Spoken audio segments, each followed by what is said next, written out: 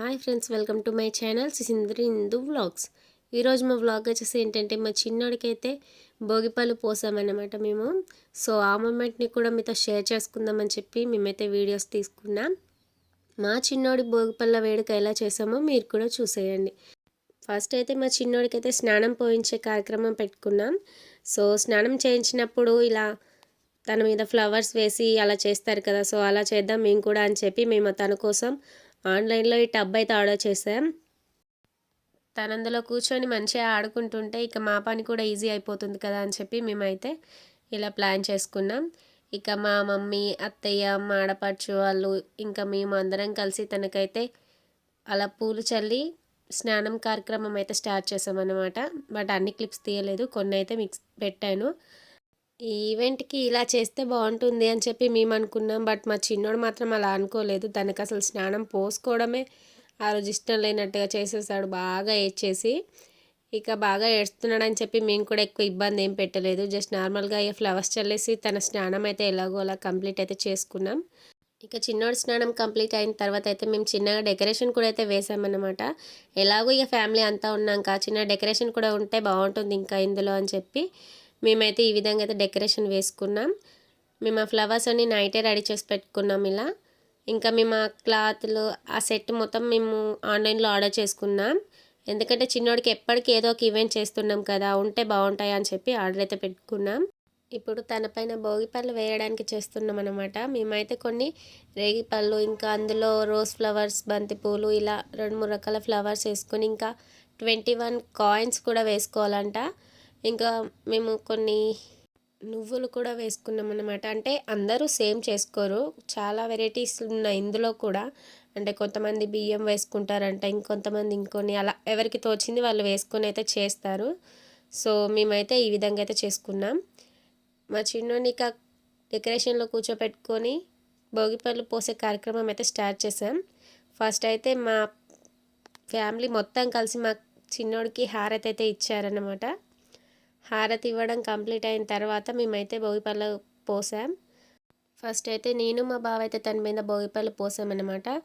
So ఇలా భోగిపళ్ళు ఎందుకు పోసుకుంటారంటే చిన్నపిల్లలు ఎవరైనా సరే అంటే వాళ్ళు ఎలా ఉన్నా కూడా పిల్లలు అంటేనే దిష్టి తగులుతుంది అంటారు కదా. సో అలాంటి దిష్టిలు ఏమన్నా ఉంటే పోతాయని చెప్పి ఇలా భోగిపళ్ళు పోసుకుంటారంట. సో అది 1 to 5 years ఉన్న వాళ్ళ లోపలే పోస్తారంటే పెద్దోళ్ళకి పోయారు.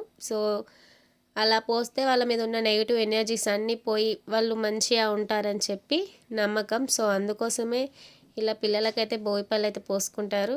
సో నా చిన్ని తండ్రికి కూడా ఎలాంటి దృష్టి తగలకూడదని చెప్పి మాకు తెలిసిన విధంగా అయితే మేమైతే మా చిన్నోడికి భోగిపళ్ళు వేడికైతే చేసామన్నమాట.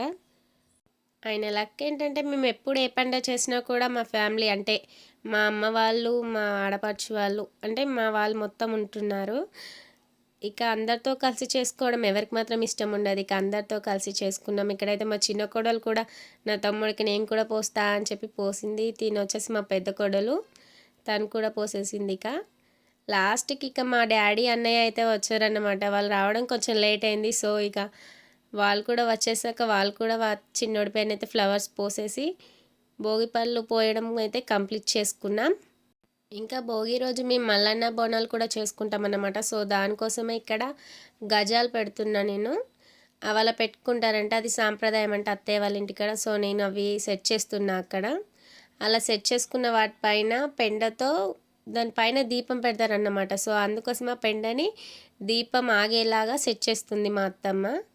దానిపైన అలా పెట్టుకొని వాటిపైన దీపాలు వెలిగించాలి. సో అది ఎలా చేస్తుందో మీరు కూడా చూడండి.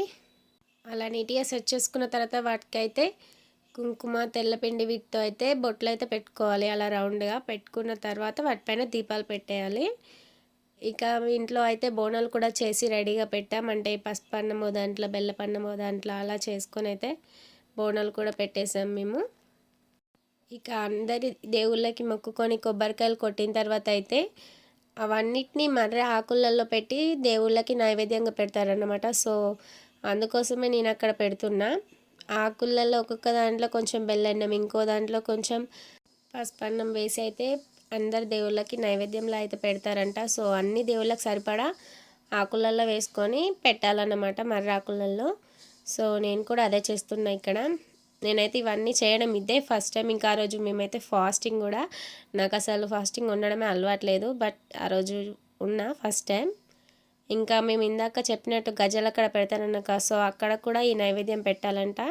సో అందుకే నేను తీసుకెళ్ళి అయితే అక్కడ కూడా పెట్టి దేవునికి మొక్కుకొని కొబ్బరికాయ కూడా అయితే కొట్టాను. ఫైనల్గా ఇవన్నీ కంప్లీట్ అయిన తర్వాత అయితే ఇక ఫాస్టింగ్ వదిలేయాల్సిన టైం అయితే వచ్చేసిందనమాట. సో ఫస్ట్ అయితే మేము దేవుని దగ్గర వండిన బోనాలలో అన్నం తిన్న తర్వాత ఫాస్టింగ్ వదిలేసినట్టే. సో అందుకోసమే మేమైతే ఇక్కడ తినడానికి అయితే కూర్చున్నాం. ఇక ఆ రోజు మొత్తం ఏం తినలేదు కదా, ఇక ఆకలితో ఉన్నాం.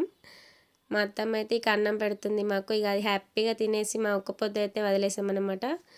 మొత్తానికి భోగి రోజైతే ఇలా భోగి పళ్ళ వేడుక, ఇంకా మల్లన్న బోనాలు ఇవన్నిటితో మా భోగి రోజైతే గడిచిపోయిందన్నమాట. సో మీకు మీ రోజు ఎలా గడిచిందో కామెంట్ చేయండి. మా వీడియో మీకు నచ్చినట్టయితే లైక్ చేయండి, షేర్ చేయండి, సబ్స్క్రైబ్ చేసుకోండి. Thanks for watching. Please support my channel.